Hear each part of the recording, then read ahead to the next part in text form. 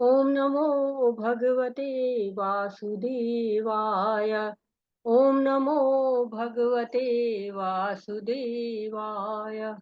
ओम नमो भगवते वासुदेवाय।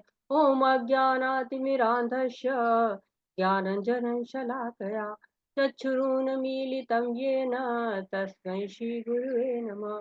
श्रीचैतन्यमनोभीष्टं स्थापितं येन भूतले स्वयं रूप कदा मह्यं ददाति स्वपदान्तिकम्। वन्देऽहं श्रीगुरु श्रीयुतपदकमलं श्रीगुरून् वैष्णवांश्च श्रीरूपं साग्रजातं सहगण रघुनाथ अन्वितं तं सजीवं साद्वैतं सावधूतं परिजनसहितं कृष्णचैतन्यदेवं श्रीराधा कृष्णपादान् सहगण ललिता श्रीविशाखा अन्विताश्च। हे कृष्ण करुणा सिंधु दीनबंधु जगतपते गोपेश गोपिका कांत राधा कांत नमस्ते। सप्त कांचन गौरांगी राधे वृंदावनेश्वरी विश्वानुसुते देवी प्रणमामि हरिप्रिये। नमो विष्णुपादाय कृष्णपृष्ठाय भूतले श्रीमते भक्तिवेदान्त स्वामिन् इति नामिने। नमस्ते सरस्वती देवे गौरवाणी प्रचारिणे निर्विशेषा शून्यवादी पाश्चात्यदेशतारिणे। जय श्री कृष्ण चैतन्य प्रभु नित्यानंद श्री अद्वैत गदाधर शिवासादि गौर भक्तवृंद। हरे कृष्णा कृष्ण कृष्णा हरे हरे हरे राम राम राम हरे हरे। हरे कृष्णा कृष्ण कृष्णा हरे हरे हरे राम राम राम हरे हरे। शील प्रभुपाद जी के द्वारा शील प्रभुपाद जी की जय। हरे कृष्णा सभी को हरे हरे हरे कृष्ण माता जी, हरे कृष्ण। हरे कृष्णा सभी को हरे कृष्णा माता जी, सभी को हरे कृष्णा जी। हरे कृष्णा। तो आज श्लोक कौन पढ़ रहा है? मैं पढ़ूं माता जी? हाँ पढ़िए, बिल्कुल पढ़िए। तो आज छठा अध्याय है ध्यान जी योग। हरे जी। पढ़िए। भगवत गीता वो अनुवाद नहीं आ रहा है इसमें अभी स्क्रीन में, इसीलिए भगवत गीता लेके आती है अपना। माता जी शेयर करेंगे, आप श्लोका पढ़िए, वैसे मैं शेयर करती हूँ। हरे कृष्णा। ध्यान योग। श्री भगवानुवाच अनाश्रित कर्म फलं कार्यं करोति यः स संन्यासी च योगी च न निरग्न चक्रियः। भगवान ने कहा, जो पुरुष अपने कर्म फल के प्रति अनासक्त है, जो अपने कर्तव्य का पालन करता है, वही सन्यासी और असली योगी है। वह नहीं जो न तो अग्नि जलाता है और न कर्म करता है। हरे कृष्ण। हरे कृष्णा। तो हमने पांचवा अध्याय पढ़ा था, उसमें हम निष्काम कर्मियों के बारे में हमने पढ़ा था और बहुत संक्षेप में हमने अष्टांग योग के द्वारा जो मुक्ति मिल सकती है ये जाना था। इस अध्याय में अष्टांग योग का बहुत विस्तृत वर्णन है कि मन और इंद्रियों पर नियंत्रित कैसे किया जा सकता है और अष्टांग योग का जो अभ्यास कैसे कर सकते हैं, इस सब के बारे में बताया जाता है। तो योग हम जब समझते हैं तो हम साधारणतः एक्सरसाइज समझते हैं कि हाँ वजन कम कर लेंगे, आयु कम कर लेंगे, थोड़ा स्वस्थ रहेंगे। लेकिन योग का जो सही अर्थ होता है वो बताएंगे कौन? योगेश्वर। योगेश्वर कौन? भगवान श्री कृष्ण योगेश्वर है। योग को वही सबसे अच्छी तरह जानते हैं। संजय कहते हैं आखिरी एकदम आखिरी श्लोक है भगवत गीता का, यत्र योगेश्वरः कृष्णो यत्र पार्थो धनुर्धरः तत्र श्री विजयो भूति धूर्वा नीति मर्तिम। तो भगवान ही श्री कृष्ण ही योगेश्वर है। और जो अच्छा गुरु होता है वो ज्ञान देना चाहता है, स्वयं बता रहे हैं, अपने आप से शुरू करते हैं इस अध्याय को। 5वें अध्याय में सांख्य योग, कर्म योग, कृष्ण भावना भावित कर्म, इस सब की उपयोगिता बताई। और 27वें और 28वें श्लोक में भगवान जो है ध्यान योग का वर्णन करते हैं। और अंत में 29वें श्लोक में शांति सूत्र जो है भोक्ताराम यज्ञ तपसा सर्वलोक महेश्वरम, तो शांति सूत्र बताते हैं, भक्ति योग की महिमा बताते हैं और अध्याय का समापन करते हैं। अब छठा अध्याय पुनः जो है वो कर्म योग की श्रेष्ठता को बता रहा है कि कर्म योग जो है वो कैसे कर्म हम अपना योग बना सकते हैं। तो अपने कर्तव्यों को हम नहीं छोड़ सकते। तीसरी बार भगवान कह रहे हैं ये कि सन्यासी और योगी समान है। क्यों समान है? क्योंकि उद्देश्य समान है। 5वें अध्याय के दूसरे श्लोक में भगवान कह रहे हैं कि सन्यास और कर्मयोग दोनों श्रेष्ठ है, दोनों में एकत्व है। क्या एकत्व है? कि उद्देश्य एक है। लोग सोचते हैं कि सन्यासी हो जाएंगे, घर बार परिवार सब छोड़ देंगे, सारे कर्तव्य समाप्त हो जाएंगे। गृहस्थी में लोग उलझते हैं, परेशान होते, तो कहते हैं सन्यासी बन जाएंगे, कुछ करना ही नहीं पड़ेगा। लेकिन सन्यासी बनने के साथ ही संसार के प्रति हमारा कर्तव्य समाप्त होता है, भगवान के कार्य तो करने ही रहेंगे। हम कहते हैं कृष्ण के चरणों में स्थान लेंगे, तो इसका अर्थ ये थोड़ी ना है कि कृष्ण की सेवा समाप्त हो गई। सन्यासी है तो क्या हुआ, भगवान की सेवा तो करनी ही पड़ेगी। चैतन्य महाप्रभु की प्रार्थना है, बहुत सुंदर प्रार्थना है, इसी जो श्लोक है इसी के तात्पर्य में दी गई है। ना धनम ना जनम ना सुंदरी कविता वा जगदीश कामये मन जन्मनि जन्मनीश्वरे भवताद भक्तिर हेतु की त्वयि। तो धन न चाहिए, न जन चाहिए, न सुंदरी चाहिए, न कविता चाहिए, कुछ नहीं चाहिए, केवल जगदीश तुम चाहिए। तुम्हारी मैं हमेशा जो है वो भक्ति करता रहूं जन्म जन्मांतर तक, और आपकी अहेतुकी की कृपा मेरे पर बरसती रहे, यही जो है वो चाहते हैं चैतन्य महाप्रभु। तो ध्यान मार्ग का वर्णन हो रहा है। और ध्यान को जो है जो मार्ग है वो थोड़ा कंट्रोलिक वे में, यांत्रिक मैकेनिकली करते हैं। ध्यान धारणा यम नियम ये यांत्रिक तरीका होता है। जैसे ड्राइवर होता है ना, वो स्टीयरिंग व्हील को छोड़ दे तो गाड़ी कहीं चली जाएगी, तो पकड़ के रखता है, यांत्रिक तरीका है। कि हाँ जो है क्लच को दबा के रखता है, ब्रेक को अपने पास में रखता है कि जैसे भी जरूरत पड़े ब्रेक लगा सके। तो ये चीजों को जो है वो नियंत्रण करता है, अष्टांग योग के द्वारा नियंत्रित किया जाता है। मन को इंद्रियों को भगवान की सेवा में लगा देते हैं। ये तरीका थोड़ा कठिन तो है, लेकिन जो है वो अष्टांग योगी इसको करते हैं, भगवान की प्राप्ति के लिए करते हैं। तो हम अपने कर्तव्यों को तो नहीं छोड़ सकते, कर्तव्य तो हमें करने ही है। और कर्तव्य करते करते जो है वो भगवान के प्रति कर्तव्य आ जाते हैं। जब हम कर्म योग करते करते जैसे भगवान से जुड़ते चले जाते हैं, संबंध हमारा अच्छा होता चला जाता है, तो हमारे ये संसार के भौतिक कार्य सारे छूट जाते हैं और केवल भगवान के कार्य ही रह जाते हैं। हरे कृष्ण। हरे कृष्ण। यम संन्यास समिति प्राहुर्योगन्तो विद्धि पांडव न ह्यसन्न्यस्त संकल्पो योगी भवति कश्चन।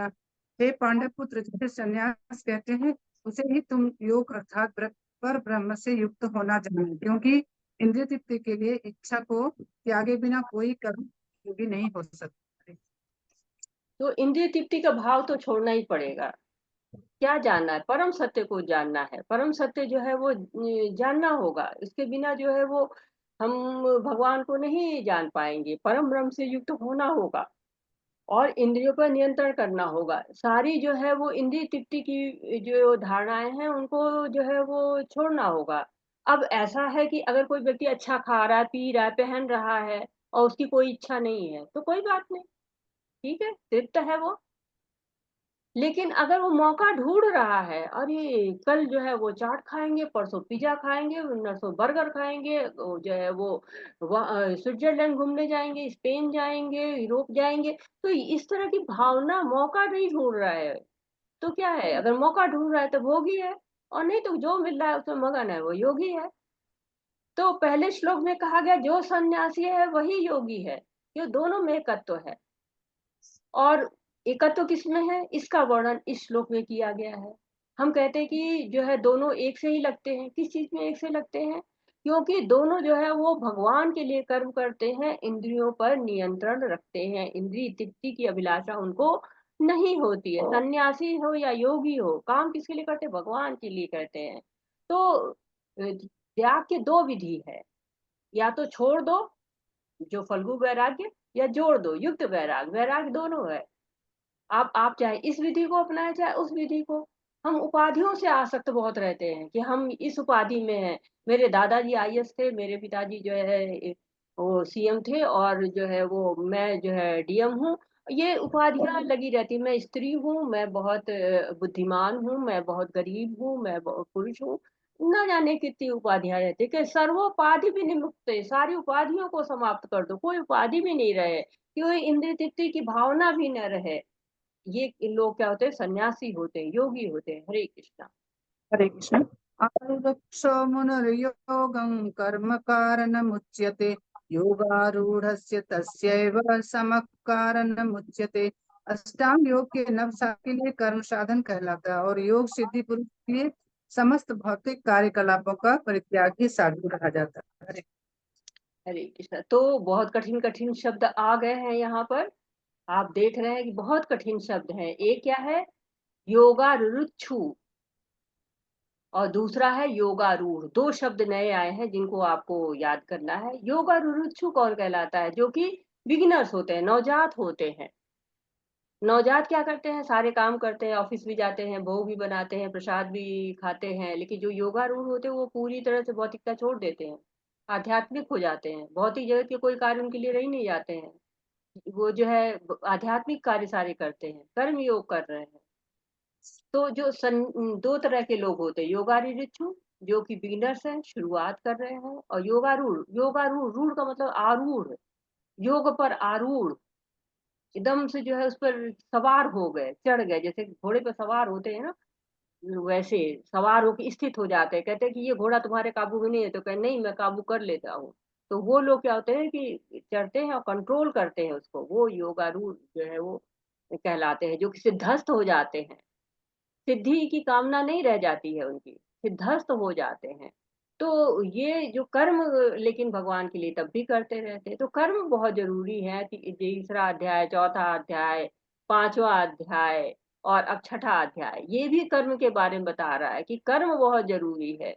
कर्म जो है वो हमें अवश्य करना है, बिना कर्म किए कोई भी नहीं रह सकता है। ये भगवान जो है वो हमको इसमें भी बता रहे हैं। हरे कृष्णा।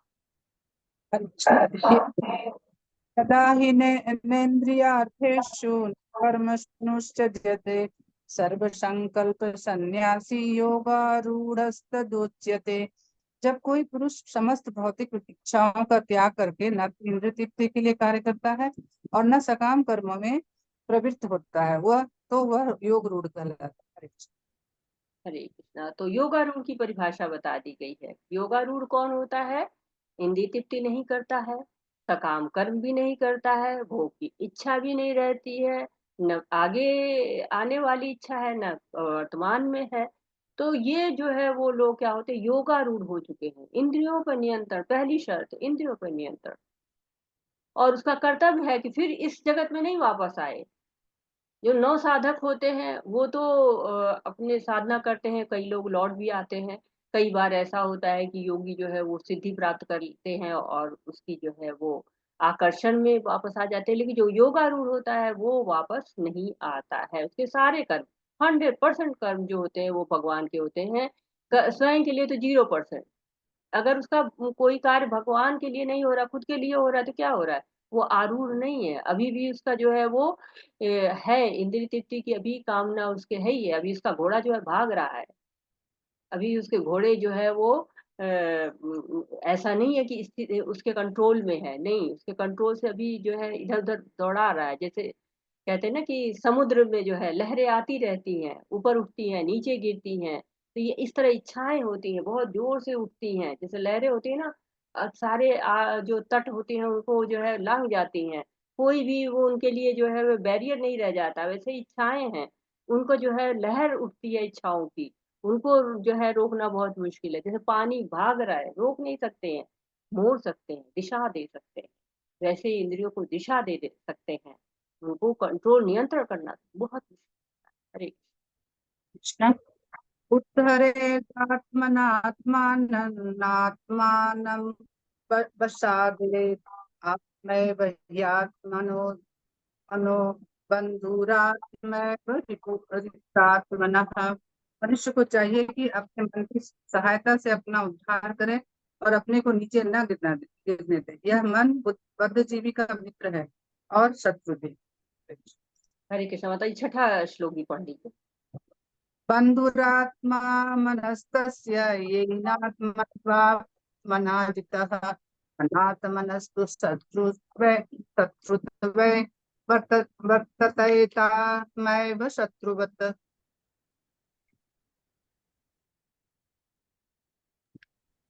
जिसने अपने मन को जीत लिया है उसके लिए मन सर्वश्रेष्ठ मित्र है, किंतु जो ऐसा नहीं कर पाया उसके लिए मन सबसे बड़ा शत्रु बना रहेगा। हरे कृष्णा। तो आप बताएंगे कि मन करता क्या क्या है? मन मित्र है, मन शत्रु है, तो मन करता क्या है? हरे कृष्ण। मन में क्या क्या होता है? मन का क्या क्या काम होते हैं? क्या क्या करता रहता है वो? मन सोचता है माता जी, मन कभी खुश होता है, कभी दुखी होता है।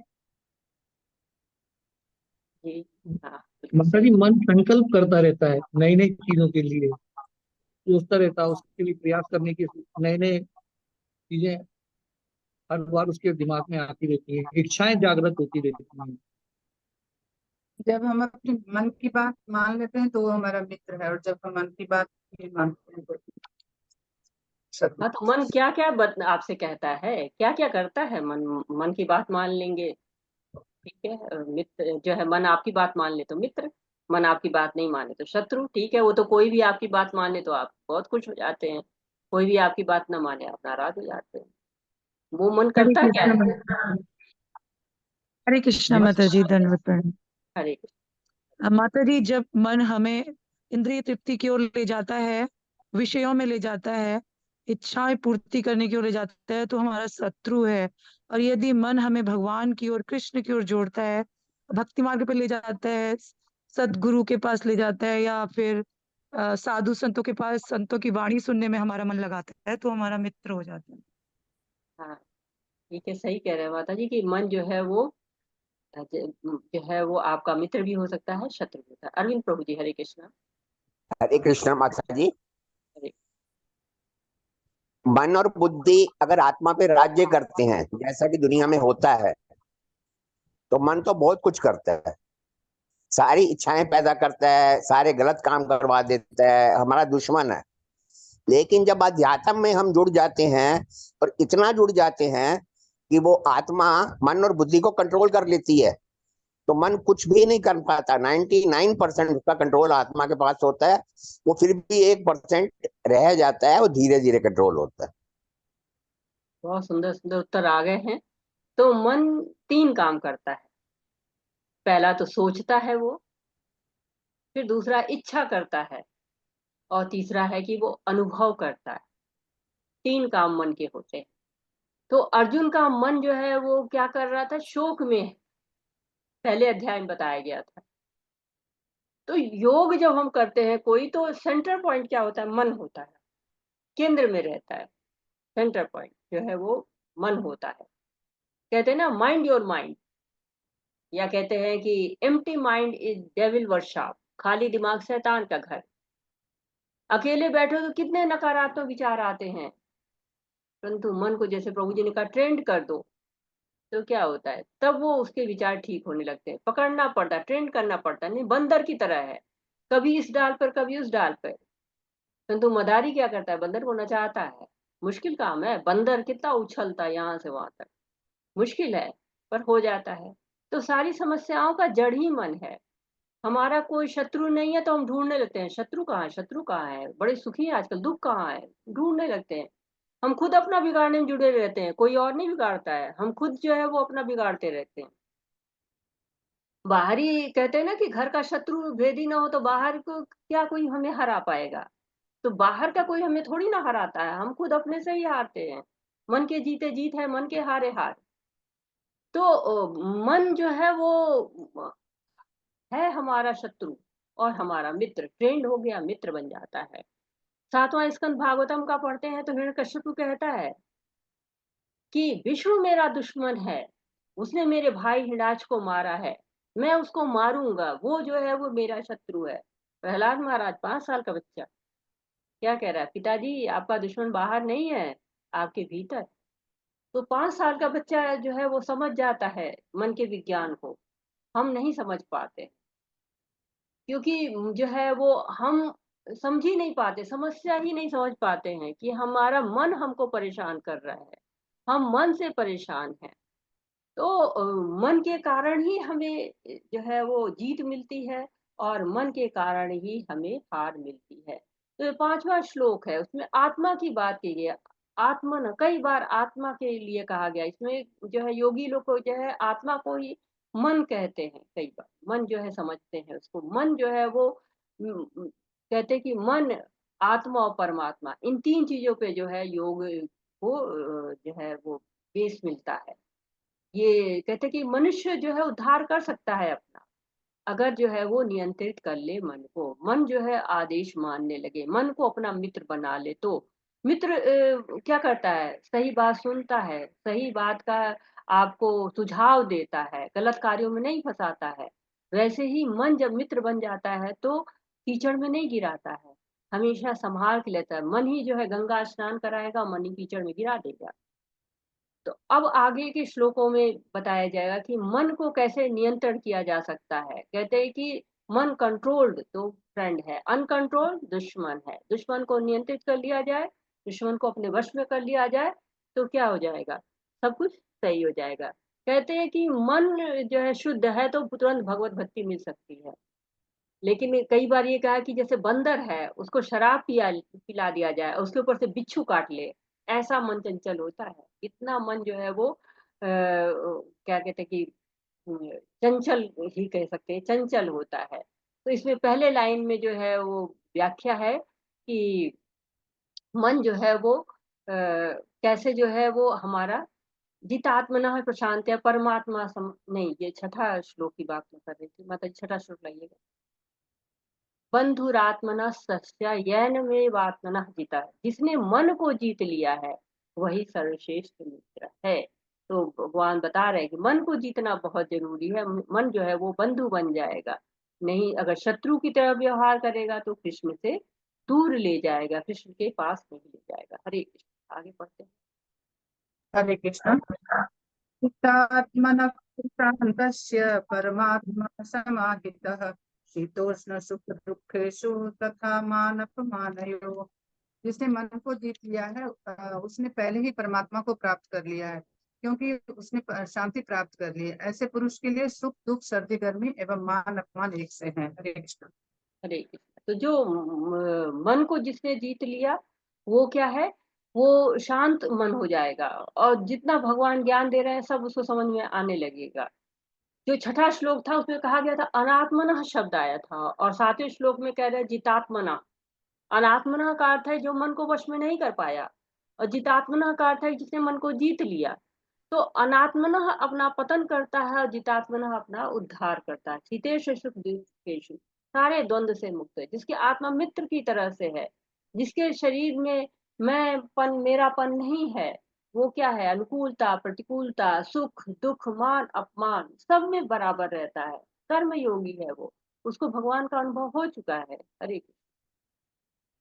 हरे कृष्ण। ज्ञान विज्ञान तृप्तात्मा कूटस्थो विजितेन्द्रियः युच्यते समलोष्टास्म कांचना।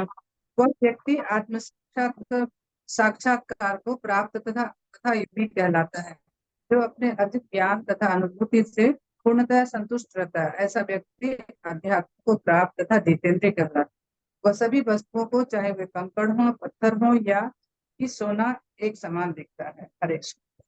हरे, तो क्या है, जो मन को नियंत्रित कर लेता है वो क्या करता है, परमात्मा को प्राप्त कर लेता है। परमात्मा के बिना मन नियंत्रित नहीं हो सकता है। तो मन के जीतने का परिणाम जो है वो बताया जा रहा है कि मन को जीतने का परिणाम अ, इस उसमें भी है कि जितात्मा प्रशांत से, इसके पहले वाले श्लोक में था, जिसने मन को जीत लिया वो सबसे ज्यादा शांत, भटकाव समाप्त हो गया। और परमात्मा समाहिता, जिसने परमात्मा को प्राप्त कर लिया, तो शीत उष्ण सुख दुख मान अपमान सब क्या है, ऋतु की तरह से है। सारे द्वंद्व समाप्त हो गए हैं।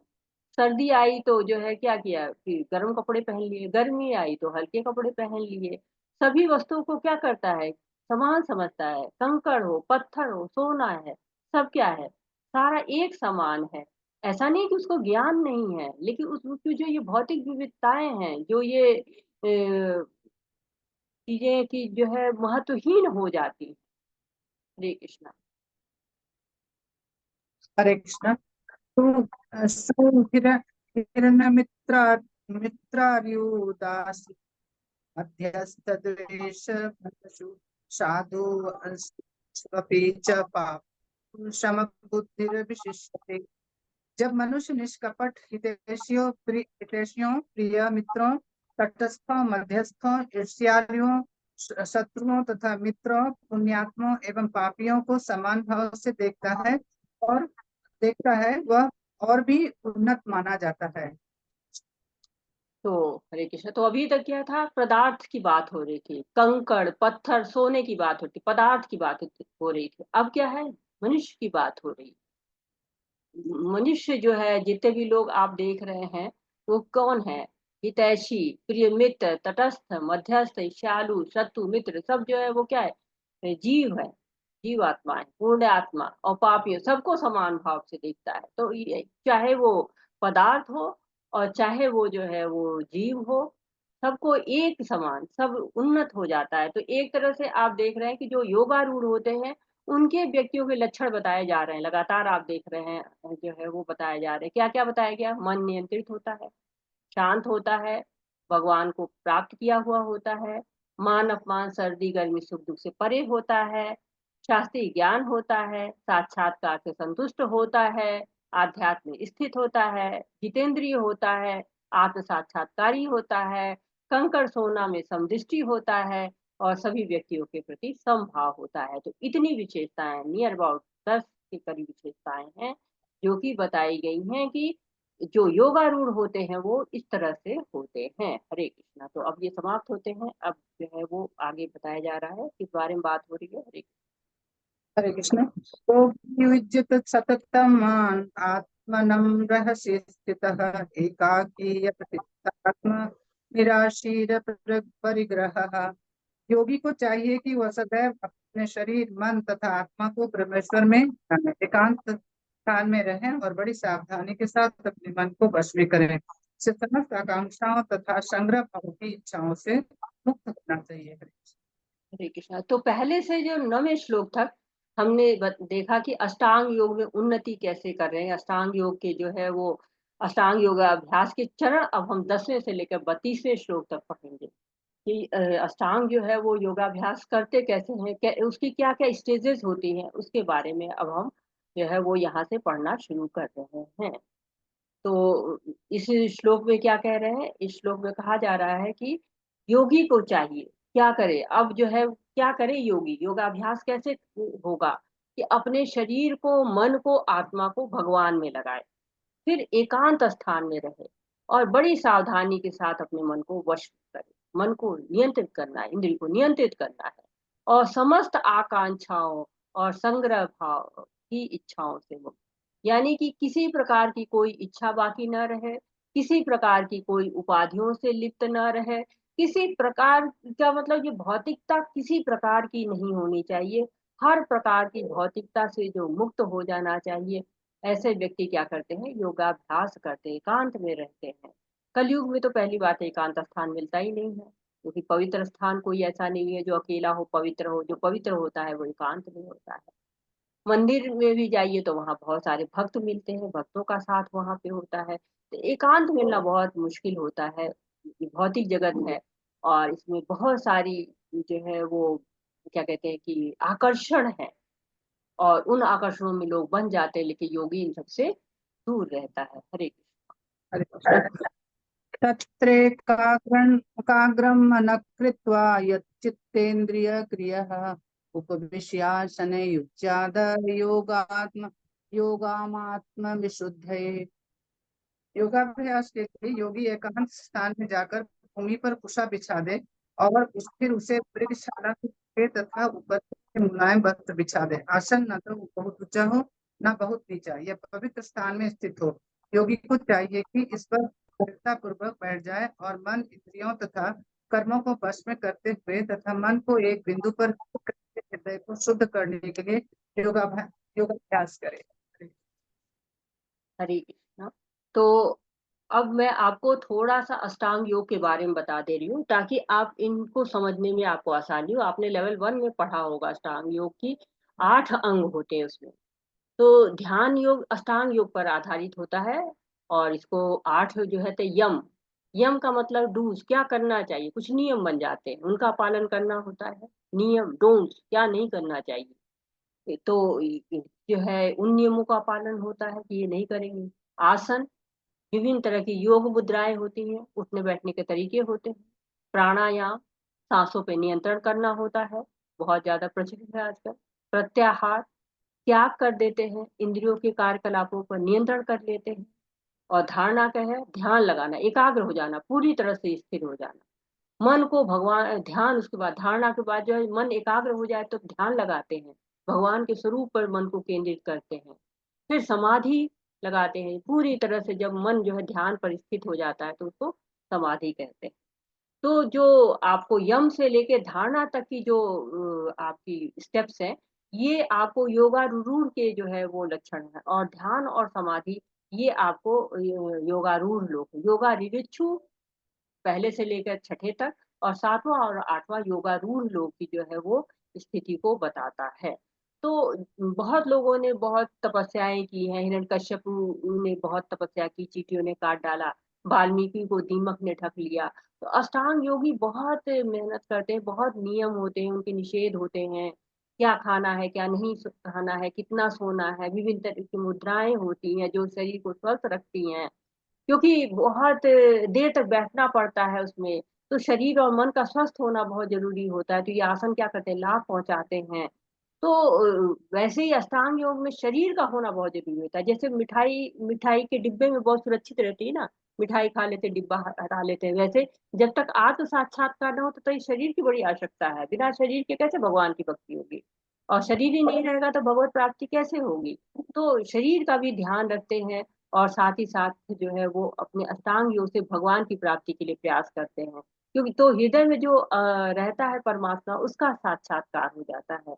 तो स्वयं के वो तैयार करते हैं योगी, योगाभ्यास के द्वारा जो है स्वयं को तैयार करते हैं कि हाँ इस तरह से हम तैयार हो जाएं कि भोग बुद्धि से हम हट जाएं, भोग बुद्धि हमारी न रहे, हमारी बुद्धि जो ये भौतिक जगत की विविधता है, बहुत से रूप हैं, बहुत से रंग हैं, इन सब से जो है वो दूर हो जाए।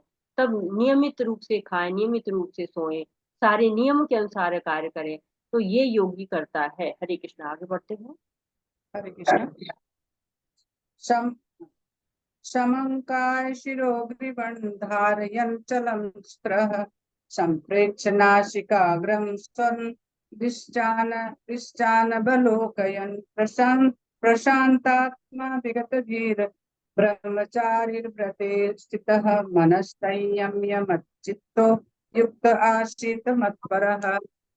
योगाभ्यास करने वाले को चाहिए कि वो अपने शरीर, गर्दन तथा सिर को सीधा रखे और नाक के अगले सिर पर लगाए। इस प्रकार अभिनित तथा दमित मन से भय रहित विषयी जीवन से पूर्णतया मुक्त होकर अपने हृदय में मेरा चिंतन करे और मुझे ही अपना चरम लक्ष्य बनाए।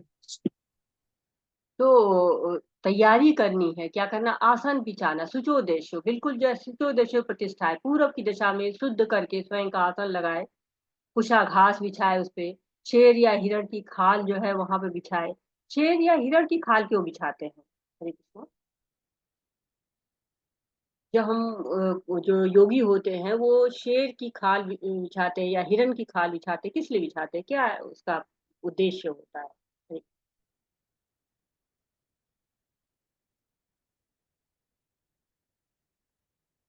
कोई बताएगा क्या उद्देश्य होता है, क्यों बिछाते हैं?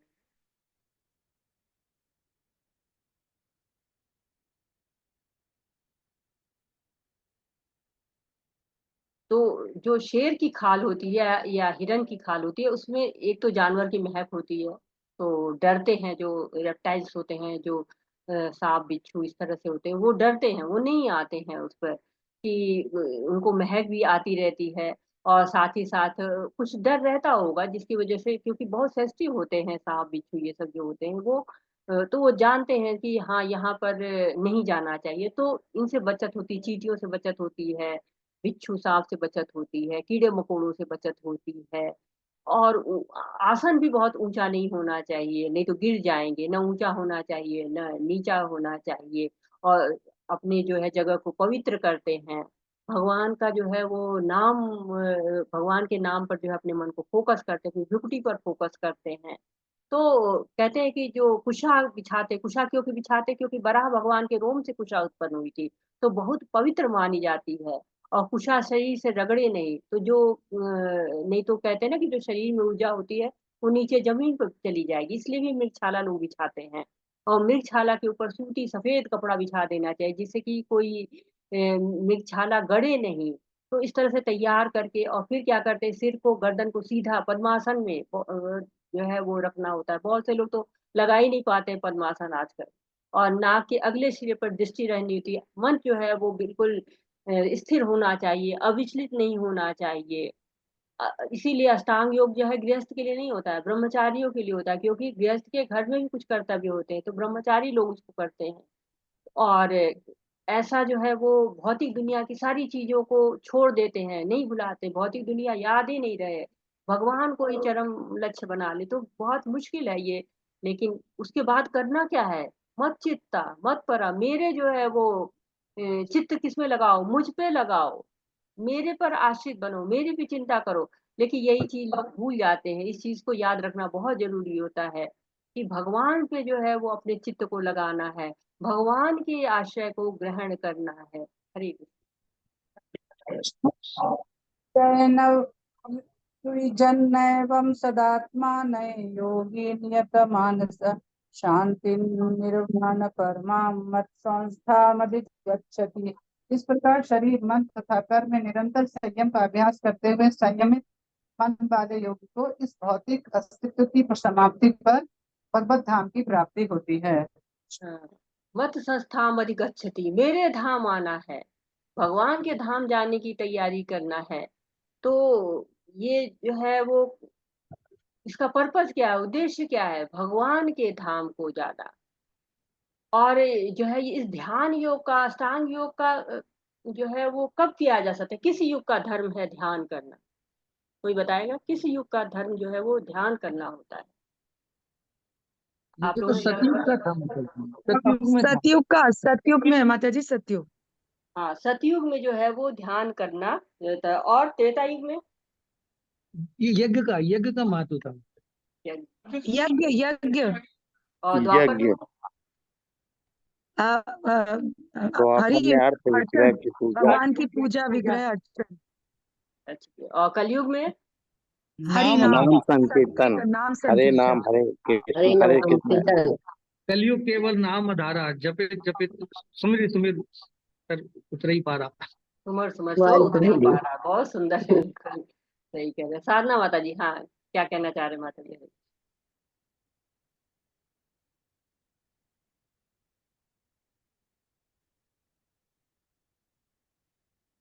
तो जो है वो इस स्थिति को प्राप्त कर लेता है, भगवान में जो है वो, जो भगवान को प्राप्त करने की दिशा में कार्य करता है, वो क्या करता है, ब्रह्म निर्माण की स्थिति जो है वो प्राप्त कर लेता है, ब्रह्म को प्राप्त कर लेता है।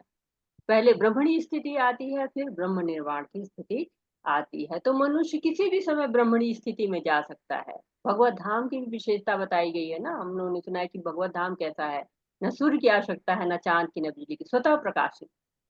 तो भगवत धाम की व्याख्या भगवत गीता में भी है, ब्रह्म संहिता में भी है। तो भगवान क्या कहते हैं कि मत चित्ता, मेरे में जो है वो अपने चित्त को लगाओ, मत पर, मैं जो है वो आपका चरम लक्ष्य हूँ, मत स्थानम, मेरे स्थान को आओ, भगवत धाम को आओ। तो जो कृष्ण भावना भावित होता है वही जो है वो भगवान के धाम को जा सकता है। हरे कृष्ण। हरे कृष्ण। नात्यस्तु योगस्ति चैकान्तमनस्तः न चाति स्वप्नशीलस्य जाग्रतो नैव चार्जुनः। जो हे अर्जुन, जो अधिक खाता है या बहुत कम खाता है, जो अधिक सोता है अथवा जो पर्याप्त नहीं सोता, उसके योगी बनने की कोई संभावना नहीं।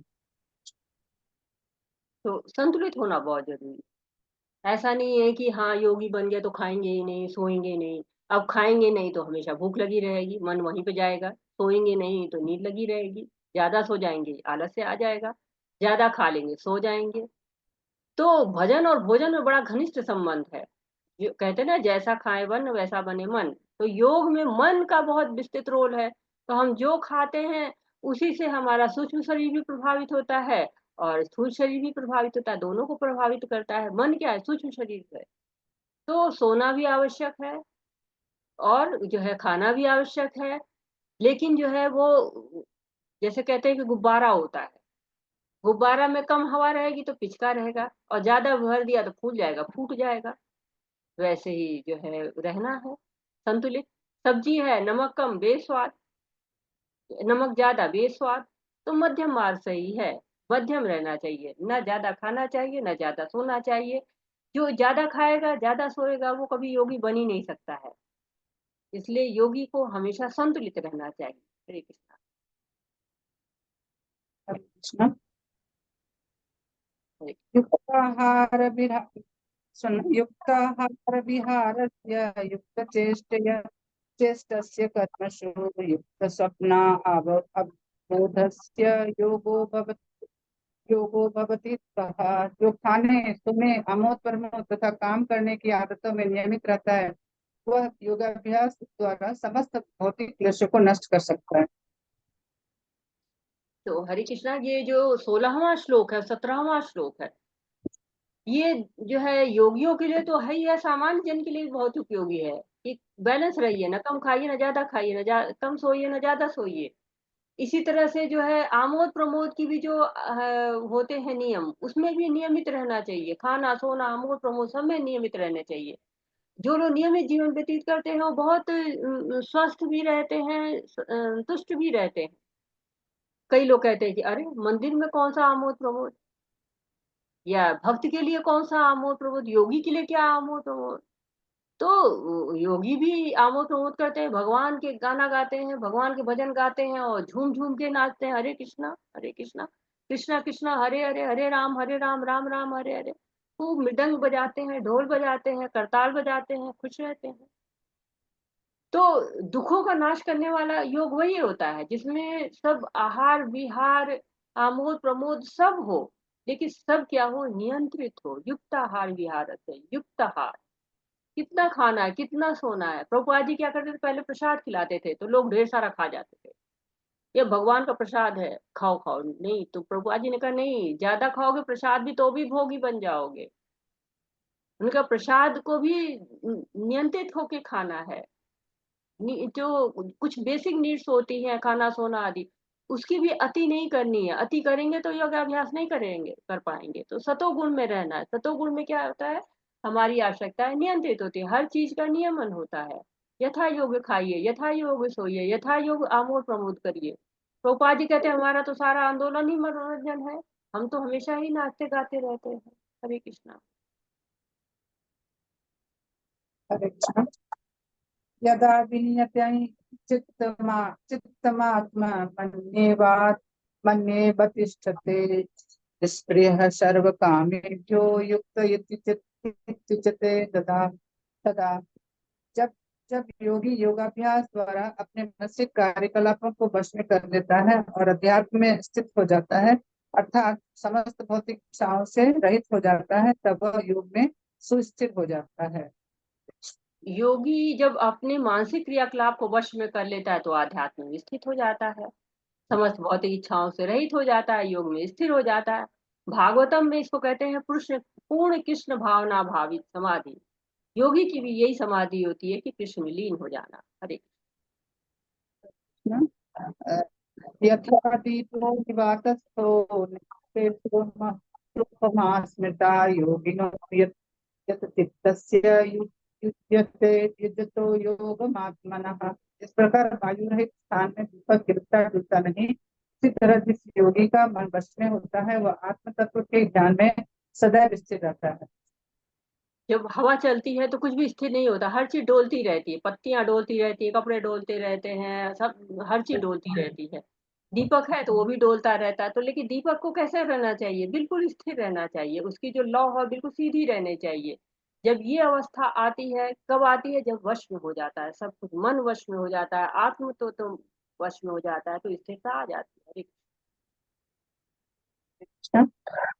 प्रोपरमते चित्तं विरुद्धं योग सेवया यत्र चैवात्मना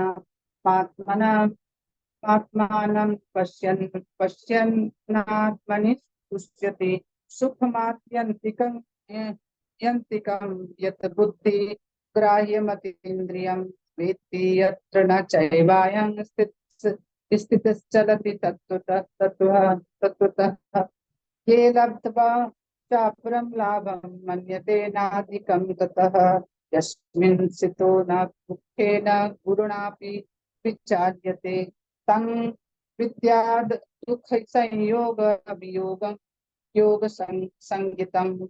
सिद्धि की अवस्था में जिसे समाधि कहते हैं, मनुष्य का मन योगाभ्यास के द्वारा भौतिक मानसिक क्रियाओं से पूर्णतया संयमित हो जाता है। इस सिद्धि की विशेषता यह है कि मनुष्य शुद्ध मन से अपने को देख सकता है और अपने आप में आनंद उठा सकता है। उस आनंदमय स्थिति में वह दिव्य इंद्रियों द्वारा असीम दिव्य सुख में स्थित रहता है। इस प्रकार स्थापित मनुष्य कभी सत्य से विपत नहीं होता और इस सुख की प्राप्ति हो जाने पर वह इससे बड़ा कोई दूसरा लाभ नहीं मानता। ऐसी स्थिति को पाकर मनुष्य बड़ी से बड़ी कठिनाई में भी विचलित नहीं होता। यह निस्संदेह भौतिक संसर्ग से उत्पन्न होने वाले समस्त दुखों से वास्तविक मुक्ति है।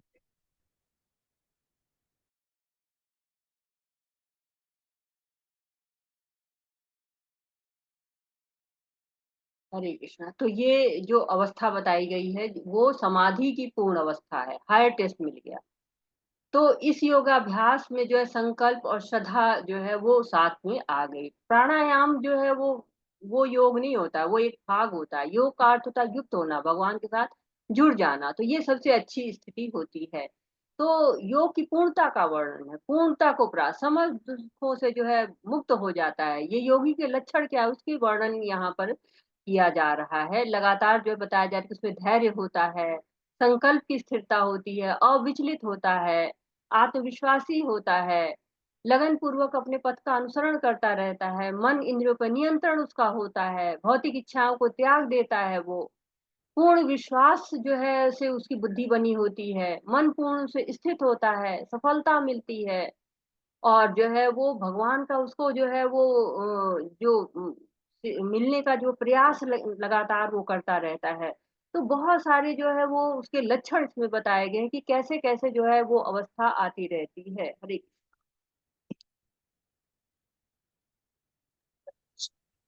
स निश्चयेन योक्तव्यो योगो निर्विण्ण चेतसा संकल्प प्रभवान् कामास्त्य त्यक्त्वा सर्वनिशेषतः मनसैवेन्द्रियग्रामं विनियम्य समन्ततः। मनुष्य को चाहिए कि संकल्प तथा श्रद्धा के साथ योगाभ्यास में लगे और पथ से विचलित न हो। उसे चाहिए कि मनोधर्म से उत्पन्न समस्त इच्छाओं को निरपवाद रूप से त्याग दे और इस प्रकार मन के द्वारा सभी ओर से इंद्रियों को बस में करे। हरे 25वां भी पढ़ लीजिए माता जी।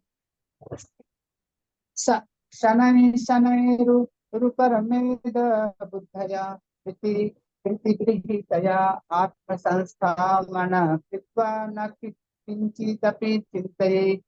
धीरे धीरे कर्मशः पूर्ण विश्वास पूर्वक बुद्धि के द्वारा समाधि में स्थित होना चाहिए और इस प्रकार मन को आत्मा में ही स्थित करना चाहिए तथा अन्य कुछ भी नहीं सोचना चाहिए। तो भक्ति योग और अष्टांग योग, इनमें कुछ चीजें कॉमन है, कुछ चीजें ऐसी हैं जो अष्टांग योग में भी की जाती है, भक्ति योग में की जाती हैं, और भक्ति योग में भी ये लाभ देती है। तो मन को धीरे धीरे भगवान में स्थापित होना करना है, और हम जल्दी जल्दी परिणाम चाहते हैं, लेकिन धीरे धीरे करना चाहिए। धीरे धीरे करने से क्या होता है, हमारी भक्ति बढ़ती है, इंद्रियों पर नियंत्रण होता जाता है। तो स्नेह स्नेह कहा गया, धीरे धीरे।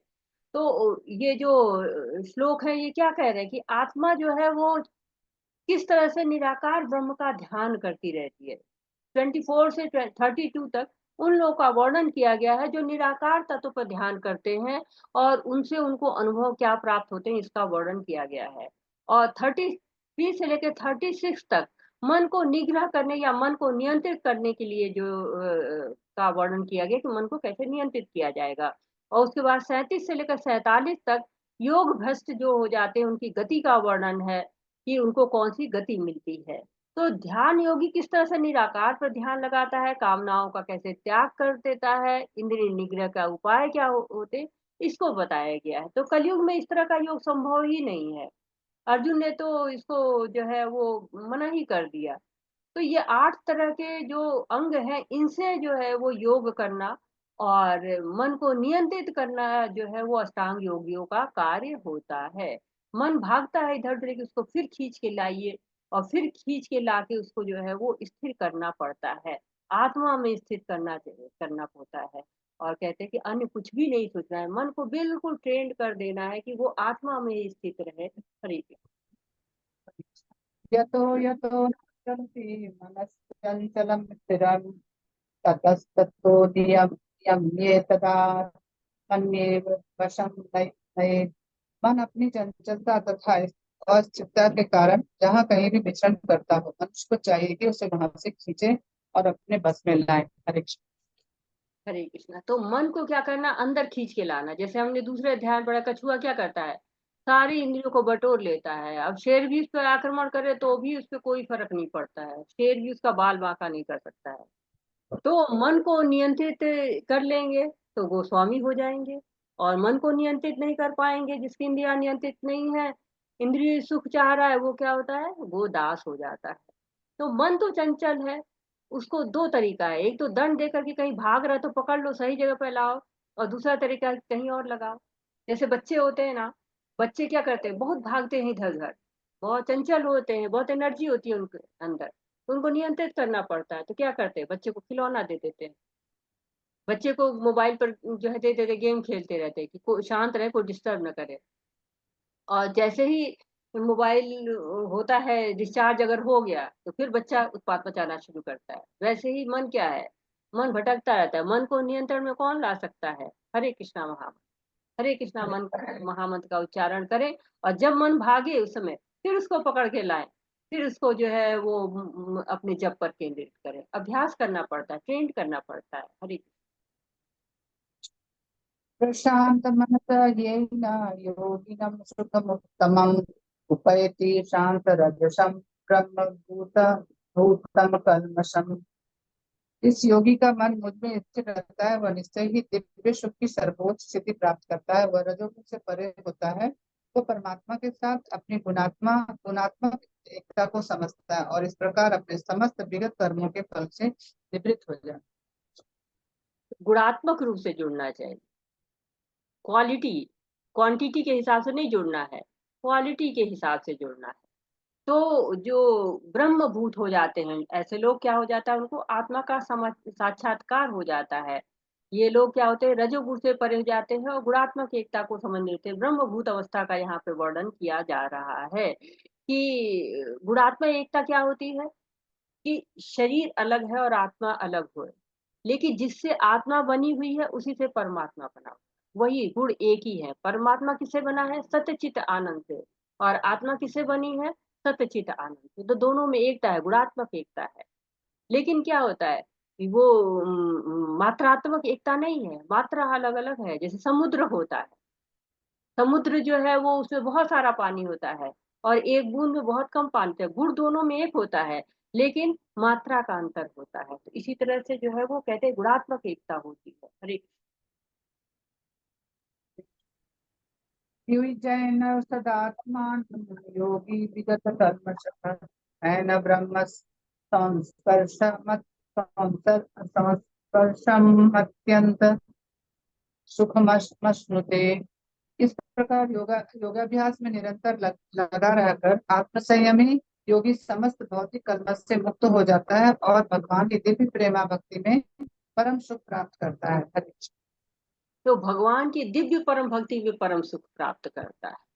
जो आत्मा है वो जो है अणु है, परमात्मा क्या है, विभु है। दोनों में अंतर है। परमात्मा जो काम कर सकता है आत्मा नहीं कर सकती है, लेकिन आत्मा जो है परमात्मा का साक्षात्कार कर सकती है। भौतिक कलमश से मुक्त होके भगवान का, परम ब्रह्म का स्पर्श कर सकती है, परम सुख प्राप्त कर सकती है। तो आत्मा का स्वरूप यानी इस शरीर से परे अपने आप को दिव्य वस्तु जान लेना, भगवान का अंश समझ लेना स्वयं को। और भगवान का अंश समझने के नाते जो है आत्मा की जिम्मेदारी हो जाती है कि भगवान का जो है वो दासत्व स्वीकार कर लेना, कृष्ण की नित्य सेवा करना। जब आत्मा कृष्ण की सेवा में 24 घंटे हो जाती है तो उसकी सोच, इच्छा सब कुछ कृष्ण हो जाती है, कृष्ण के बारे में हो जाती है, कृष्णमय हो जाती है। हरे कृष्ण। सर्व सर्वभूतस्थमात्मनं सर्वभूतानि चात्मनि ईक्षते योगयुक्तात्मा सर्वत्र समदर्शनः। वास्तविक योगी समस्त जीवों में मुझको तथा मुझ में समस्त जीवों को देखता है। निसंदेह स्वरूप सिद्ध व्यक्ति मुझ परमेश्वर को सर्वत्र देखता है। तो हृदय में दो लोग रहते हैं, आत्मा और परमात्मा, सोल और सुपर सोल। भगवान सब जगह है, बस हमको देखना है, उसकी शक्ति है उसके विस्तार में, उसके अवतार में। तो हमको जो भगवान के साथ हम रिश्ता भूल गए हैं, अपने कनेक्शन को भूल गए हैं, उस संबंध को हमें जानना है। किससे? योग के द्वारा युक्त हो जाना, भगवान से युक्त होके हमें भगवान को प्राप्त करना है। भगवान में ही जो है वो जुड़ना है। जीव क्या है? तटस्था शक्ति है, लेकिन पराशक्ति है। पराशक्ति होते हुए भी वो अपराशक्ति के भोग में लग जाती है, जबकि उसको जो है पराशक्ति से जुड़ना चाहिए, पराशक्ति को पराशक्ति से जुड़ना चाहिए, लेकिन वो अपराशक्ति से जुड़ के अपने जो है वो बंधन को प्राप्त करती है। उसे बंधन तोड़ के भगवान को प्राप्त करना है।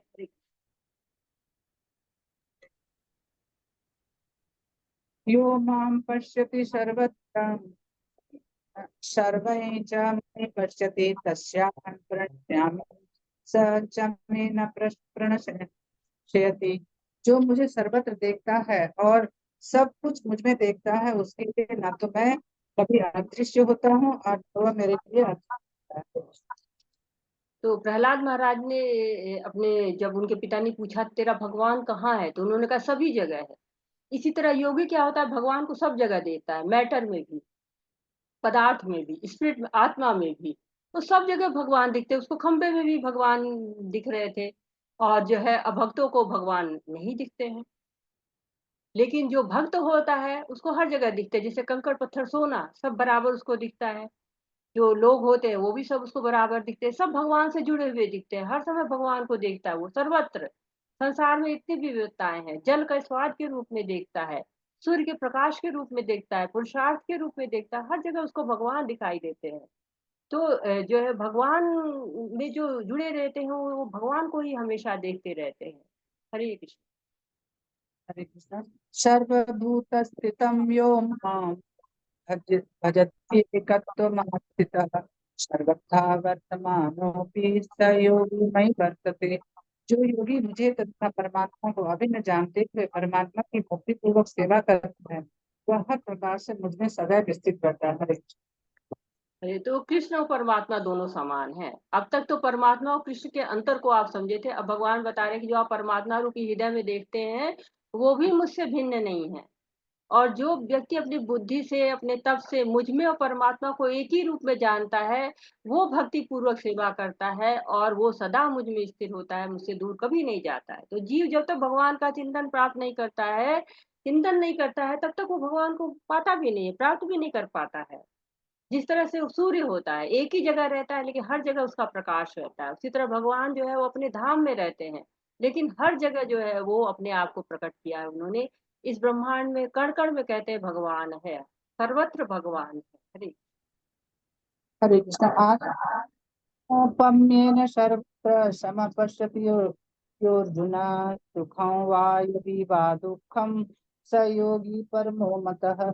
हे अर्जुन, वह पूर्ण योगी है जो अपनी तुलना से समस्त प्राणियों की उनके सुखों तथा दुखों में वास्तविक समानता का दर्शन करता है। हरे कृष्ण। तो सुख दुख सब में समान होता है, सदैव मुझ में स्थिर रहता है। भगवान परम योगी के लक्षण बता रहे हैं कि सर्वश्रेष्ठ योगी वो है जो भक्ति जो है वो भक्त योगी होता है, देखिए अभी तक भगवान ने कर्म योग बताया, ज्ञान योग बताया, ध्यान योग बताया और फिर भक्ति योग बताया। तो कह रहे हैं कि जो भक्ति योग है वो सबसे सर्वश्रेष्ठ है। तो जो भगवान की सेवा करता है, सेवा सेवामुखी जिह्वा दो, अर्थात जो जिह्वा से भगवान की सेवा करता है, भगवान का नाम लेता है, श्रवण करता है, भगवान से जुड़ता है, उसका अनुभव कैसा होता है? आत्मो पे मेन सर्वत्र, सब जगह जो है वो देखता है। शरीर क्या जानता है कि मैं शरीर नहीं हूँ, मैं आत्मा हूँ और संपूर्ण जगत क्या है? भगवान की शक्ति है। आत्मा किसकी शक्ति है? कृष्ण की अतरंगा शक्ति है। तो भगवान को हर जगह जानता है और जैसे-जैसे हम भगवान को जानते हैं, हम जो है क्या होते हैं कि उन्हीं की जैसे बनना चले जाते हैं। जैसी हमारी सोच होती है, वैसे हमारी चाल-ढाल, चेहरा-मोहरा सब बदलना शुरू हो जाता है, सब बदलता रहता है। इसलिए आपके चेहरे को देख के, आपकी चाल-ढाल को लोग देख के बता देते हैं कि आपका जो है वो कैसा आपका आचरण है, आप कितने आध्यात्मिक हैं, आप कितने भक्त हैं। हरे कृष्ण। हरे कृष्ण। अर्जुन उवाच योऽयं योगस्त्वया प्रोक्तः साम्येन मधुसूदन एतस्याः न पश्यामि चञ्चलत्वात् स्थिराम्। अर्जुन ने कहा, हे मधुसूदन, अब आपने जिस योग पद्धति का संक्षेप में वर्णन किया है वह मेरे लिए अव्यवहारिक तथा असहनीय है, क्योंकि मन चंचल तथा अस्थिर होता है। तो 34वां श्लोक ही पढ़ लीजिए माता जी। चंचलम ही मन कृष्ण परमाति बलभद्रम तस्याहं न निग्रहं मन्ये वायोरिव शुद्रम। हे तो कृष्ण, पढ़िए। चंचल चल हठीला तथा अत्यंत बलवान है, तब मुझे इसे बस में करना वायु को बस में करने से भी अधिक कठिन लगता है। तो मन क्या है? चंचल है, हठीला है, बलवान है, उच्छृंखल मतलब पागल है, हठीला जिद्दी है। जंजीरों से बांध दो तो भी निकल जाएगा। मन को क्या है? यहीं बैठे बैठे पहुंच गए, कहीं भी पहुंच गए, रशिया, अमेरिका, यूक्रेन, जहां चाहे वहां पहुंच गए। कोई वीजा की जरूरत नहीं, कोई टिकट की जरूरत नहीं, कोई प्लेन की जरूरत नहीं। तो अब देखिए कि अर्जुन का मन तो वश में होगा। हमारे लिए वो इस तरह का जो है वो उन्होंने लीला कर रहे हैं। 5000 साल पहले टीवी नहीं था, फेसबुक नहीं, व्हाट्सएप नहीं, यूट्यूब नहीं।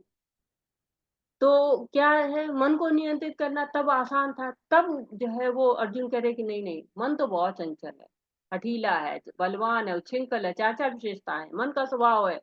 मना करो वही करेगा, प्रमाथी है वो। और इतना मजबूत भी है कि जो है वो सारे बंधन तोड़ ले। मन कहता है जहर खा लो, आदमी जहर खा लेता, मृत्यु हो जाती, मन से हार जाता है। बताइए, अपना जो है जीवन दांव पे लगा देता है मन के हठीलेपन की वजह से। कितने बुद्धिमान लोग हैं, हार जाते हैं मन से। मन जिसे कहे कि जरा सब पढ़ लो, जो है शास्त्र पढ़ लो, आरती कर लो, तो नहीं नहीं, जो है हठीला है, नहीं करेंगे, नहीं करता। तो मन को क्या करना पड़ता है? लगाम खींचना पड़ता है। वायु से भी जो है मुश्किल है उसको। जैसे कि लगाम खींचने से घोड़ा रुकता है ना, वैसे ही मन को बिल्कुल पकड़ के रखना पड़ता है। घोड़ा है, उसको फ्लैप लगा देते हैं दोनों ओर से कि हाँ ऐसे रहेगा कि कुछ दिखाई ना दे, क्योंकि उसकी होती है, उसकी वृत्ति वैसी होती है कि वो जिधर को देखेगा कुछ खाने को होगा, उधर की ओर दौड़ना शुरू कर जाएगा। तो जब उसको चलाना होता है सीधे, तो उसको लगा देते हैं ऐसे, ताकि उसको जो है वो वश में रहे। तो अर्जुन, ये जो इतना कठिन रास्ता बताया गया अष्टांग योग का, बहुत मुश्किल बताया गया, उस रास्ते को कैसे करें? अब भक्ति योग क्या है? भक्ति योग में आप शुरू कर देते हैं, कोई बच्चा भी शुरू कर सकता है। हम अपने घरों में बुलाते हैं, बच्चे को लाते हैं, तुम भी आरती करो, वो भी आरती करने लगता है, वो भी गाना गाने लगता है, जय राधा माधव। तो ये किसी भी समय कर सकते हैं, किसी भी काल में कर सकते हैं, किसी भी परिस्थिति में कर सकते हैं। भक्ति करना बहुत आसान है, लेकिन अष्टांग योग के लिए पहले एकांत स्थान ढूंढो, सारी इंद्रियों को नियंत्रित कर लो। भक्ति योग में अपने आप मन इंद्रियां नियंत्रित होती जाती हैं, लेकिन अष्टांग योग में पहले इंद्रियां नियंत्रित हो जाएं, उसके बाद आप अष्टांग योग कर सकते हैं। गृहस्थ कर ही नहीं सकता, स्त्रियां कर ही नहीं सकती, बच्चे कर ही नहीं सकते हैं। हरे कृष्ण, आगे बढ़ते हैं। हरे कृष्ण। श्री भगवानुवाच असंशयं महाबाहो मनो दुर्निग्रहं चलं ध्यासेन तु कौन्तेय वैराग्येन च गृह्यते। भगवान श्री कृष्ण ने कहा, हे महाबाहु कुंती पुत्र, निस्संदेह चंचल मन को वश करना अत्यंत कठिन है, किंतु उपयुक्त अभ्यास द्वारा तथा विरक्ति द्वारा सब संभव है। हरे कृष्ण। हरे कृष्णा। तो भगवान भी मान लेते हैं, ऐसा नहीं कि अर्जुन कहते हैं कि चंचला ही मन है कृष्ण, तो भगवान कहते हैं नहीं नहीं अर्जुन ऐसी बात तो नहीं है, कर सकते हो, नहीं ऐसा नहीं कहा, उन्होंने माना कि निसंदेह बहुत मुश्किल है में करना जो है मन को, लेकिन दूसरी लाइन में रास्ता भी बता देते हैं। क्या रास्ता बताते हैं? कि अभ्यास द्वारा, विरक्ति के द्वारा हम ऐसा कर सकते हैं। तो भगवान बीमारी बताते हैं, दवाई बता देते हैं। तो जो है दूसरे अध्याय में भी हमने पढ़ा था विरक्ति कैसे आएगी। तो यदि भूख लगी है तो कोई कच्चा चावल भी खा लेगा, यदि पका है तो वो भी खा लेगा, पुलाव है तो वो भी खा लेगा। लेकिन जो है वो हमको कैसे जो है उस विरक्ति को लाना है, दो रास्ते हैं, एक अभ्यास का है, एक वैराग्य का। अभ्यास करते करते हम जो है वो मन को कंट्रोल कर सकते हैं, और वैराग्य, अभ्यास करते करते वैराग्य आ जाता है, भक्ति करते करते वैराग्य आ जाता है। जैसे टाइगर होता है, उसको पालतू बनाते हैं, कई कई जानवर होते हैं उनको पालतू बनाया जाता है, रिंग मास्टर उसको नियंत्रित करते हैं, अभ्यास कराते हैं, कैसे पहले भूखा रखते हैं, जब वो शक्तिहीन हो जाता है थोड़ा भोजन देते हैं और उसको टास्क देते हैं, फिर जो है टास्क सही करता है तो ठीक, नहीं तो मारते हैं। तो ऐसे ही धीरे धीरे अभ्यास करते हैं कि जब जो पहले जो है वो नियम बना लेते हैं कि हाँ नहीं नहीं हम तभी खाएंगे जब भगवान को भोग लगा देंगे, प्रसादम ही खाएंगे। तो क्या होता है, धीरे धीरे अभ्यास करते करते प्रसाद बनाते, भोग लगाते लगाते वैराग्य आ जाता है, नहीं पहले भगवान को खिला लेंगे तब खाएंगे, भगवान को बिना भोग लगाए कैसे खा सकते हैं। तो ये अभ्यास और वैराग्य का रास्ता जो है वो हम बताया है भगवान ने, मन को कंट्रोल करने के लिए, मन को नियंत्रित। हरे कृष्ण। हरे कृष्ण। अतत्मना योगो दुष्प्राप इति मे मतिः, वश्यात्मना तु यतता सख्यो वाप्तुमुपायतः। जिसका मन उच्छृंखल है उसके लिए आत्म साक्षात्कार कठिन कार्य होता है, किंतु जिसका मन संयमित है और जो समुचित उपाय करता है उसकी सफलता ध्रुव है। ऐसा मेरा मत है। हरे कृष्ण। भगवान कह रहे ऐसा मेरा मत है कि जो नियम बताया गया है, चंचल है मन, उससे आत्म साक्षात करना करना मुश्किल है, लेकिन जो नियम बताया गया है उस मार्ग पे चल के सफलता अवश्य मिल गई। तो भगवान घोषणा करते हैं कि जो कोई भी स्वयं को ये भौतिक व्यापार से अलग कर लेगा, जो ये भौतिक विविधताओं से दूर हो जाएगा, भौतिक संसार के आकर्षण से दूर हो जाएगा, वो आत्म साक्षात्कार में सफलता प्राप्त कर लेगा। भौतिक भोग में मन लगाएगा तो चाहे जितना भी योग करे, चाहे जितना भी ध्यान करे, नहीं हो सकता। जैसे होता है अग्नि जलाओ फिर उसमें पानी डाल दो, अग्नि जलाओ फिर पानी डाल दो, तो अग्नि कैसे जलेगी? यानी भौतिकता की इच्छा हो तो आत्म साक्षात्कार तो दोनों नहीं हो सकता है ना, या तो आग जलेगा या पानी डालेगी, दोनों नहीं चल सकता है। तो मन का निग्रह किए बिना जो है योगाभ्यास करना केवल समय का जो है वो क्या कहेंगे अव्यय है वो। तो समय का अव्यय क्यों करना है, मन को निग्रह करना है। मन को निग्रह कैसेंगे, आत्म जो है अभ्यास के द्वारा, वैराग्य के द्वारा। अन्यथा जो आत्म साक्षात्कार जो है वो ये नहीं हो सकता है। आत्म साक्षात्कार के लिए ये इंद्रियों का जो है वो नियंत्रित होना, मन का नियंत्रित होना बहुत जरूरी है। दिव्य प्रेमा भक्ति में निरंतर मन को लगाना है, और जब तक मन को स्थिर नहीं करेंगे तब असंभव है ये सब। हरे कृष्ण। हरे कृष्ण। अर्जुन उवाच, अयति श्रद्धयोपेतो योगाचलितमानसः, अप्राप्य योग संसिद्धि कां गतिं कृष्ण गच्छति। अर्जुन ने कहा, हे कृष्ण, उस सफल योगी का गति क्या है जो प्रारंभ में श्रद्धा पूर्वक आत्म साक्षात्कार की विधि ग्रहण करता है, किंतु बाद में भौतिकता के कारण उससे विचलित हो जाता है और योग सिद्धि को प्राप्त कर पाता है।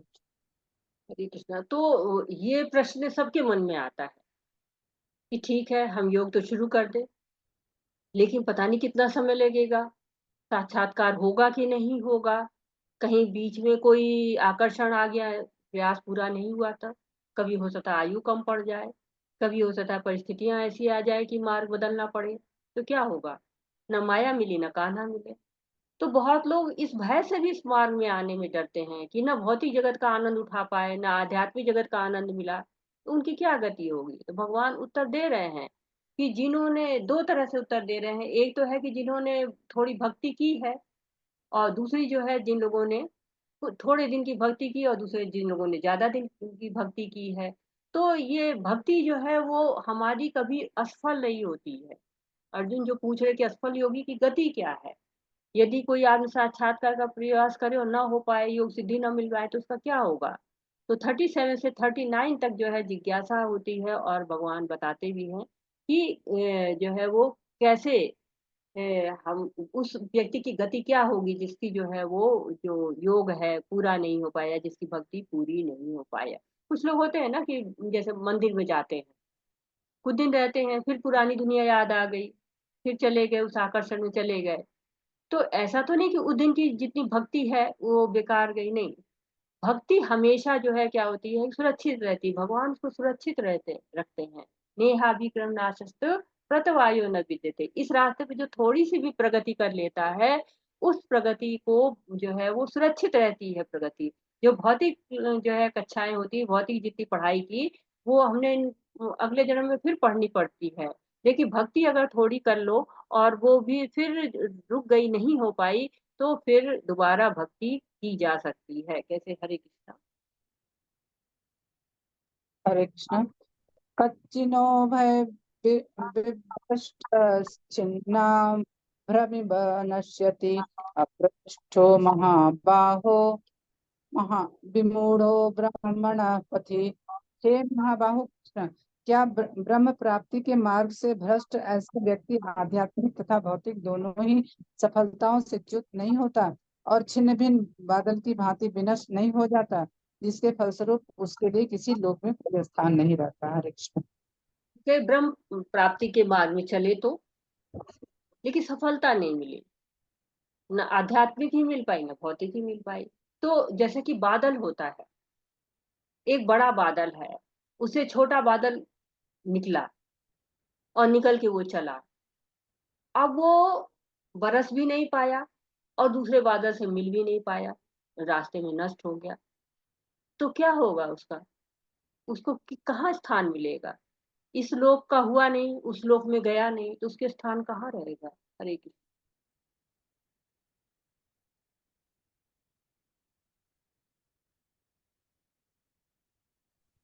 एतन्मे संशय कृष्ण चेतु महर्षय शेषत स्वदन्यः संशयस्यास्ता न व्युत्पद्यते। हे कृष्ण, यही मेरा संदेह है और मैं आपसे इसे पूर्णतः करने की प्रार्थना कर रहा हूँ। आपके अतिरिक्त अन्य कोई ऐसा नहीं है संदेह को नष्ट कर सकता। हरे कृष्ण।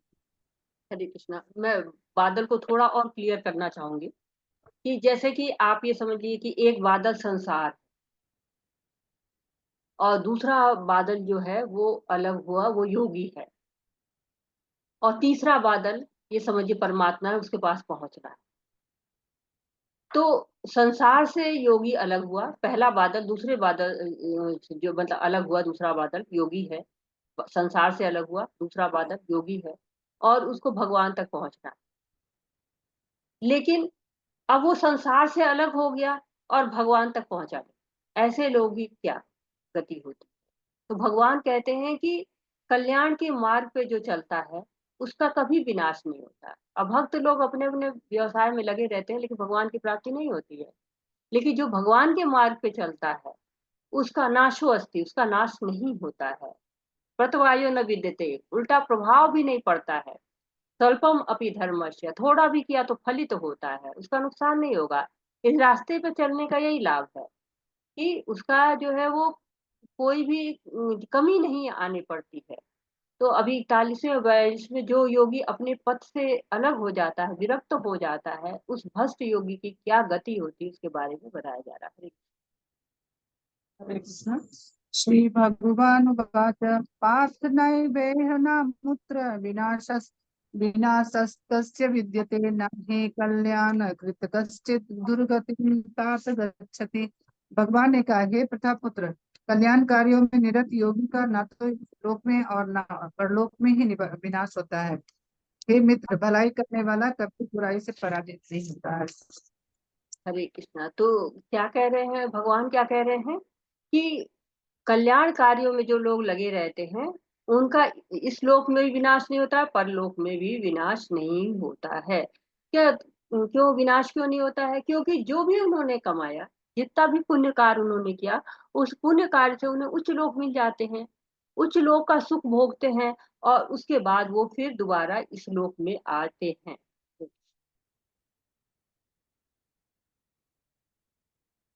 हरे कृष्ण। प्राप्य पुण्य पाप्य पुण्य कृतं लोकानुसित्वा शाश्वती समा शुचीनां श्रीमतागे हे योग भ्रष्टो भिजायते। असफल योगी पवित्र आत्माओं के लोकों में अनेकानेक वर्षों तक भोग करने के बाद या तो सदाचारी पुरुषों के परिवार में या धनवानों के कुल में जन्म लेता है। तो भक्त के घर में जन्म लेता है, लोकों में भोग भोगता है, फिर किसी धनवान परिवार में जन्म लेता है। भक्ति में आगे बढ़ गया तो भक्त के घर में जन्म लेता है, लेकिन कम उन्नति हुई तो धनवान के घर में जन्म लिया, जहाँ पे रोटी कपड़ा मकान के लिए संघर्ष नहीं करना पड़ता। अन्यथा बहुत से लोग हैं, देखिए, दैनिक आवश्यकताओं की पूर्ति करने के लिए, इस शरीर को बनाए रखने के लिए कितनी मशक्कत करते हैं, कितने पापड़ बेलते हैं 2 जून की रोटी के लिए, मकान के लिए बधुआ मजदूर बन जाते हैं। देखिए आजकल नई पीढ़ी क्या है, सब बधुआ मजदूर है, सबके सर पे लोन है, 20-20 साल तक के लोन है और नौकरी ही साधन है, तो बधुआ मजदूर हो गए। परंतु ऐसे लोग जो है श्रीमंत के घर में जन्म लेते हैं, जहाँ पे भगवान की कृपा है, धन धान्य है, तो सारी चिंताओं को छोड़कर क्या करते हैं, भगवान के धाम जाने का प्रयास करते हैं, भगवत भक्ति करते हैं। हरे हरे कृष्ण। अथवा योगिनामेव कुले भवति धीमताम् एतद्धि दुर्लभतरम् लोके जन्म यदि यदि दृशम। अथवा यदि दीर्घकाल तक योग करने के बाद असफल रहे तो वह ऐसे योगियों के कुल में जन्म लेता है तो जो अति बुद्धिमान है। निश्चय ही इस संसार में ऐसा जन्म दुर्लभ है। तो जो लोग दीर्घ काल तक योग करते हैं, असफल हो गए, तो क्या होता है उनको? वो 2 तरह के योग करने वाले होते हैं, एक वासना सहित होते हैं, एक वासना रहित होते हैं। जो वासना सहित होते हैं वो परमात्मा को पाने का उद्देश्य तो बनाए, योग प्रवृत्त हुए, लेकिन वासना आई और पथभ्रष्ट हो गए। लेकिन जो है अच्छे धनवान घर में जन्म लिए, और दूसरे जिनमें वासना नहीं थी, तीव्र वैराग्य था, आयु कम पड़ गई, कुछ अनहोनी हो गई, योग भ्रष्ट हो गए, तो ऐसे लोग क्या करते हैं, भक्त के घर में जन्म लेते हैं। जैसे प्रभुपाद जी थे, उन क्या हुआ, भक्त के घर में उन्होंने जन्म लिया। तो भक्त के घर में जन्म लेने से क्या हुआ, उन्होंने भक्ति बहुत छोटे से शुरू की थी, बहुत छोटी उम्र के थे, तभी उन्होंने भक्ति शुरू की थी। तो ऐसा जन्म क्या होता है, दुर्लभ होता है। नारद जी ने कहा, महासंगस्तु दुर्लभ गोम्यो मोगश्च। महापुरुषों का संग क्या होता है, दुर्लभ होता है, अगम्य होता है, अमोघ होता है। तो भगवान कह रहे कि ऐसे लोग जो है वो उन घरों में जन्म लेते हैं जहां पर ऐसा वातावरण होता है, ऐसी चेतना होती है जिससे भगवत भक्ति आसानी से हो सकती है। कई घरों में देखिए भगवत भक्ति को लोग प्रोत्साहित नहीं करते हैं, लेकिन बहुत से घर होते हैं जहाँ भगवत भक्ति को प्रोत्साहित किया जाता है। हरे कृष्ण। तत्र तं बुद्धि संयोगम लभते पौर्वदेहिकम यतते च ततो भूय भूय संशुद्धि कुरु नंदना। हे कुरुनंदन, ऐसा जन्म पाकर वह अपने पूर्व जन्म की दैवी चेतना को पुनः प्राप्त करता है और पूर्ण सफलता प्राप्त करने के उद्देश्य से वह आगे उन्नति करने का प्रयास करता है।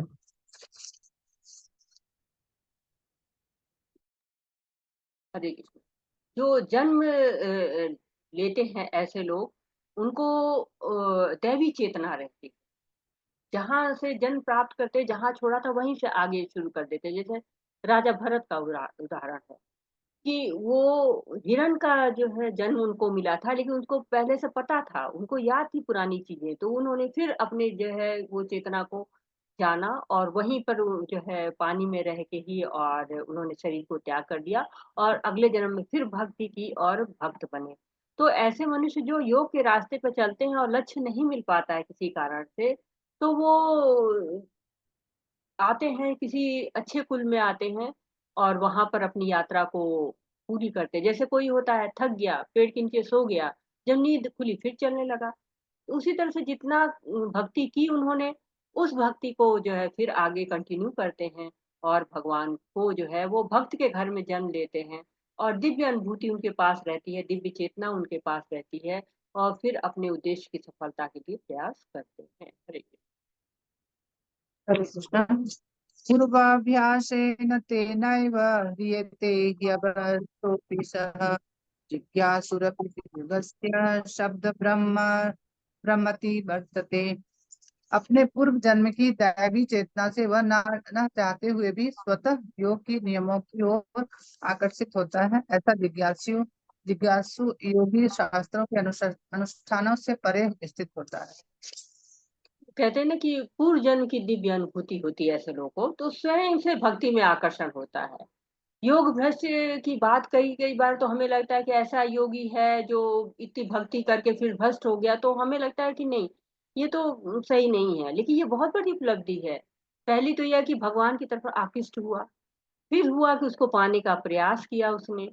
जैसे 7वें अध्याय में कहा गया है, मनुष्याणाम सहस्रेषु कश्चित् तति सिद्धये यत्तामपि सिद्ध्यानाम कश्चिन् माम वेति तत्वतः। तो कई हजार लोगों में से कोई ही ऐसा होता है जो सिद्धि के लिए प्रयत्न करता है, और उसमें से भी बिरला ही होता है जो भगवान को जान पाता है। तो बहुत महिमा होती है योगी की। हरे कृष्णा। प्रयत्नाध्यत्मानस्तु योगी संस्तुति किल्बिषः अनेक जन्म संसिद्धिस्ततो याति पराम गतिम। और जब योगी समस्त कलमश से शुद्ध होकर सच्ची निष्ठा से आगे प्रगति करने का प्रयास करता है तो अनंतो गत्वा अनेकानेक जन्मों के अभ्यास के पश्चात सिद्धि लाभ करके वह परम गंतव्य को प्राप्त करता है। तो परम गंतव्य को प्राप्त करता है, रिद्धि सिद्धि पाता है वो, शास्त्र पढ़ता है, चिंतन करता है वो। तो योगी के जो है गुण बताए जा रहे हैं कि तपस्वी होता है, ज्ञानी होता है, सब काम करते हुए भी कमल के पत्ते की तरह निर्लिप्त रहता है। तो भगवान जो है वो कह रहे हैं कि भक्ति करो, सब बता दिया उन्होंने। भगवान जो है वो कह रहे हैं कि भक्ति करो तुम, क्योंकि भक्ति करने से क्या होता है, अंतो तो गत्वा जो है परम गंतव्य को प्राप्त करता है, जो परम सिद्धि है, सिद्धि का लाभ मिलता है उसको। हरे कृष्ण। हरे कृष्ण। तपस्वीभ्योऽधिको योगी ज्ञानिभ्योऽपि मतोऽधिकः कर्मभ्यश्चाधिको योगी तस्मात् योगी भवार्जुन। योगी पुरुष तपस्वी से, ज्ञानी से तथा सकाम कर्मी से बढ़कर होता है। अतः हे अर्जुन, तुम सभी प्रकार से योगी बनो। हरे कृष्ण। हरे कृष्ण। भगवान क्या कह रहे हैं, योगी बनो, जो है उनको बता रहे हैं कि योगी बनो तुम। क्यों योगी बनो? क्योंकि योगी श्रेष्ठ होता है किससे? तपस्वी से श्रेष्ठ, जो तप करते हैं, जो ज्ञानी होते हैं, ज्ञान से जो सकाम कर्मी होते हैं, सबसे श्रेष्ठ होता है योगी। तो तुम सभी प्रकार से योगी बनो, भक्ति करो, योगी बनो तुम। हरे कृष्ण। योगिनां योगिनामपि सर्वेषां मद्गतेनान्तरं श्रद्धावान भजते यो मां समे युक्त तमो मतः। और समस्त योगियों में से जो योगी अत्यंत श्रद्धा पूर्वक मेरे परायण है, अपने अंतकरण में मेरे विषय में सोचता है और मेरी दिव्य प्रेमा भक्ति करता है, वह योग में मुझ में परम अंतरंग रूप में युक्त रहता है और तपों में सर्वोच्च। यही मेरा मत है। तो भजते, जो श्रद्धा से मुझे भजता है, चिंतन करता है, सेवा करता है। कौन करता है? केवल भक्त करता है। ज्ञानी तो केवल चिंतन करता है। तो एक तरह योगा लैडर बताया जा रहा है। क्या है कि एक तो जानवर का जीवन होता है। जानवर के जीवन से अच्छा क्या होता है? सकाम कर्म योगी होता है, जो कम से कम कर्म फलों से जुड़ा होता है, स्वयं के लिए कर्म जो है करता है, सकाम कर्मी होता है। उससे ऊपर क्या होता है, जब उसको ज्ञान हो जाता है तो निष्काम कर्मी हो जाता है।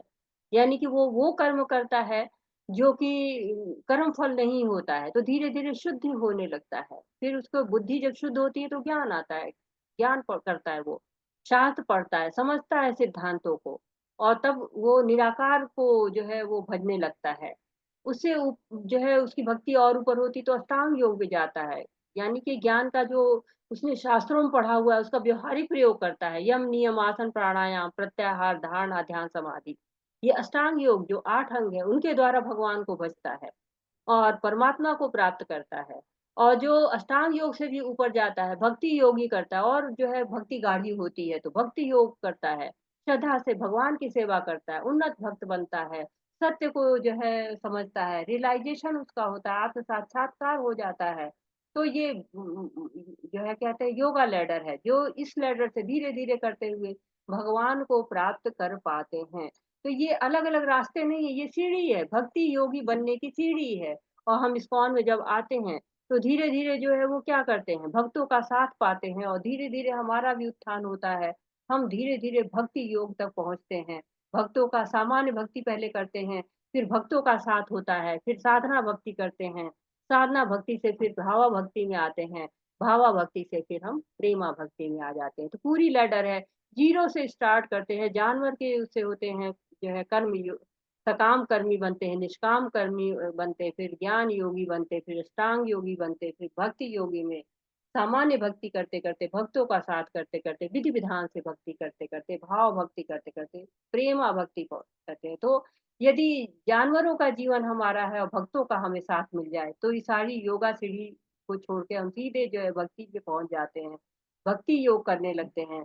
साधना भक्ति के द्वारा तमोगुण, रजोगुण सबको जो है वो छोड़ते हुए सतोगुण तक पहुँचते हैं और सतोगुण से आगे जो है भाव भक्ति, रागानुगा भक्ति, भाव भक्ति और जो है धीरे-धीरे हमारी बिगिनिंग ऑफ प्रेमा भक्ति हो जाती है। लक्ष्य हमारा क्या होता है? भगवान तक पहुँचना। तो हमारी भक्ति धीरे-धीरे एक-एक सीढ़ी बढ़ते-बढ़ते भगवान तक पहुँच जाती है। हम भगवान को जो है वो प्राप्त करने की दिशा में हो जाते हैं।